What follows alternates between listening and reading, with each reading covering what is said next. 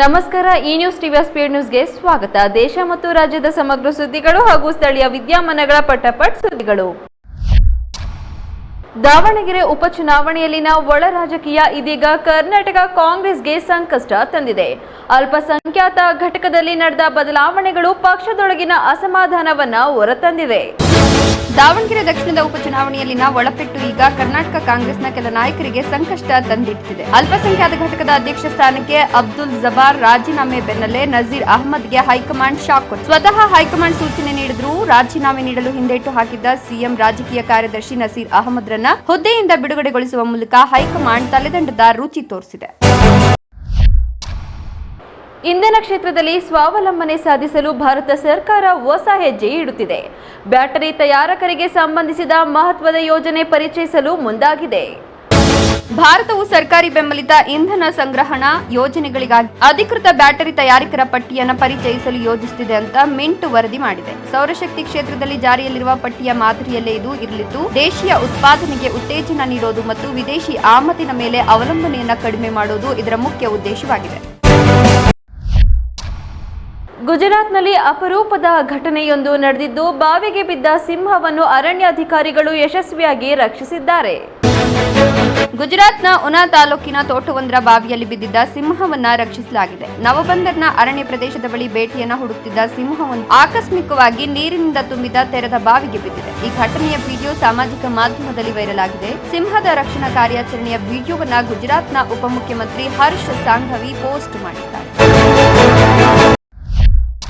ತುಮಕೂರಿನಲ್ಲಿ ಮತ್ತೊಂದು ಭೀಕರ ರಸ್ತೆ ಅಪಘಾತ ಸಂಭವಿಸಿದ್ದು, ರಾಷ್ಟ್ರೀಯ ಹೆದ್ದಾರಿ 48ರಲ್ಲಿ ಜೀವಹಾನಿ ಉಂಟಾಗಿದೆ. ಶಿರಾ ತಾಲೂಕಿನ ತಾವರೆಕೆರೆ ಪೊಲೀಸ್ ಠಾಣಾ ವ್ಯಾಪ್ತಿಯಲ್ಲಿ ನಡೆದ ಈ ದುರ್ಘಟನೆಯಲ್ಲಿ ಕೆಎಸ್ಆರ್ಟಿಸಿ ಬಸ್ ಲಾರಿಗೆ ಡಿಕ್ಕಿಯಾಗಿ ಬಸ್ ಚಾಲಕ ಸೇರಿದಂತೆ ಒಬ್ಬ ವೃದ್ಧೆ ಸ್ಥಳದಲ್ಲೇ ಸಾವನ್ನಪ್ಪಿದ್ದಾರೆ.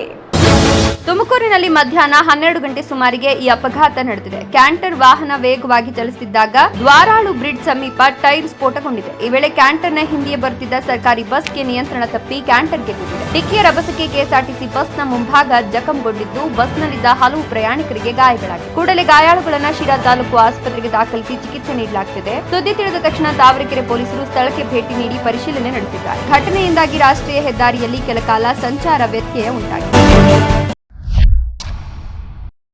ಉತ್ತರ ಪ್ರದೇಶದಲ್ಲಿ ನಡೆದ ಭೀಕರ ವೈದ್ಯಕೀಯ ನಿರ್ಲಕ್ಷ್ಯಕ್ಕೆ 7 ತಿಂಗಳ ಹಸುಗೂಸು ಸಾವು ಘಟನೆಗೆ ಮನುಕುಲವನ್ನೇ ಬೆಚ್ಚಿ ಬೀಳಿಸಿದೆ.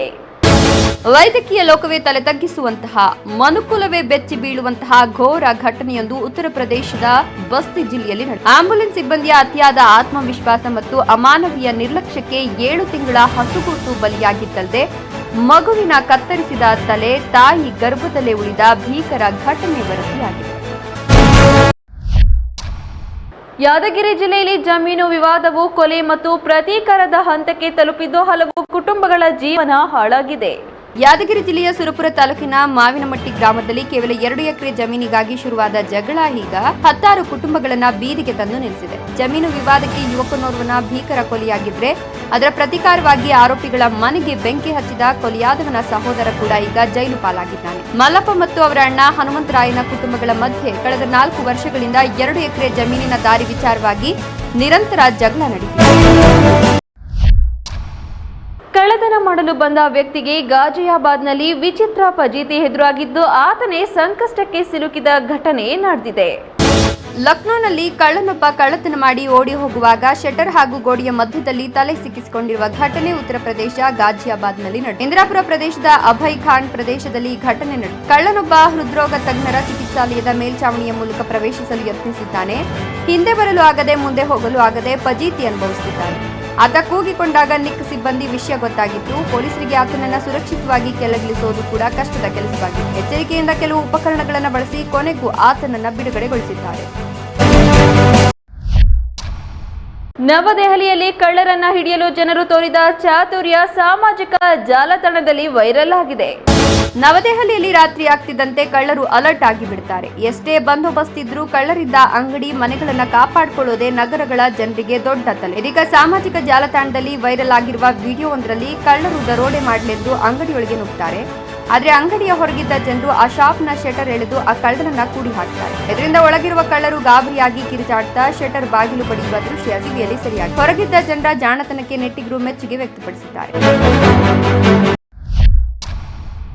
ದೇವನಹಳ್ಳಿಯಲ್ಲಿ ಡಾಕ್ಟರ್ ಬಿ.ಆರ್. ಅಂಬೇಡ್ಕರ್ ಅವರ 135ನೇ ಜನ್ಮ ದಿನಾಚರಣೆಯನ್ನು ಆಡಳಿತ ಸೌಧದಲ್ಲಿ ಗೌರವದಿಂದ ಆಚರಿಸಲಾಯಿತು. Doctor B R. ಅಂಬೇಡ್ಕರ್ ಅವರ 135ನೇ ಜನ್ಮದಿನವನ್ನ ದೇವನಹಳ್ಳಿ ತಾಲೂಕು ಆಡಳಿತ ಸೌಧದಲ್ಲಿ ಆಚರಿಸಲಾಯಿತು. ರಾಷ್ಟ್ರೀಯ ಹಬ್ಬಗಳ ಆಚರಣಾ ಸಮಿತಿಯಿಂದ ಪುತ್ಥಳಿಗೆ ಮಾಲಾರ್ಪಣೆ ಹಾಗೂ ವೇದಿಕೆ ಕಾರ್ಯಕ್ರಮ ನಡೆಯಿತು. ಸಮಾಜದ ಸುಧಾರಣೆಯಲ್ಲಿ ಅಂಬೇಡ್ಕರ್ ಅವರ ಪಾತ್ರ ಮಹತ್ವದಾಗಿದೆ ಅಂತ ತಹಶೀಲ್ದಾರ್ ಅನಿಲ್ ಹೇಳಿದರು. ವಿವಿಧ ಗಣ್ಯರು, ಅಧಿಕಾರಿಗಳು ಹಾಗೂ ಸಂಘಟನೆಯ ಮುಖಂಡರು ಕಾರ್ಯಕ್ರಮದಲ್ಲಿ ಭಾಗವಹಿಸಿದ್ದರು. ಅಂಬೇಡ್ಕರ್ ಅವರ ಚಿಂತನೆಗಳನ್ನು ಜೀವನದಲ್ಲಿ ಅಳವಡಿಸಿಕೊಳ್ಳಬೇಕೆಂದು ದೇವನಹಳ್ಳಿಯಲ್ಲಿ ನಡೆದ ಎಐಬಿಎಸ್ಪಿ ವತಿಯಿಂದ ಕಾರ್ಯಕ್ರಮದಲ್ಲಿ ಕರೆ ನೀಡಲಾಯಿತು. Doctor B R. ಅಂಬೇಡ್ಕರ್ ಅವರ ಜನ್ಮದಿನವನ್ನ ದೇವನಹಳ್ಳಿ ಪ್ರವಾಸಿ ಮಂದಿರದಲ್ಲಿ ಆಚರಿಸಲಾಯಿತು. ಅಂಬೇಡ್ಕರ್ ಚಿಂತನೆಗಳನ್ನ ಪ್ರತಿಯೊಬ್ಬರು ಜೀವನದಲ್ಲಿ ಅಳವಡಿಸಿಕೊಳ್ಳಬೇಕು ಅಂತ ನಂದಿಗುಂಡ ಪಿ ವೆಂಕಟೇಶ್ ಹೇಳಿದ್ರು. ಎಐಬಿಎಸ್ಪಿ ವತಿಯಿಂದ ಭಾವಚಿತ್ರಕ್ಕೆ ಪುಷ್ಪನಮನ ಸಲ್ಲಿಸಿ ಕಾರ್ಯಕ್ರಮ ನಡೆಸಲಾಯಿತು. ವಿವಿಧ ಪದಾಧಿಕಾರಿಗಳು ಹಾಗೂ ಮುಖಂಡರು ಕಾರ್ಯಕ್ರಮದಲ್ಲಿ ಭಾಗವಹಿಸಿದ್ದರು.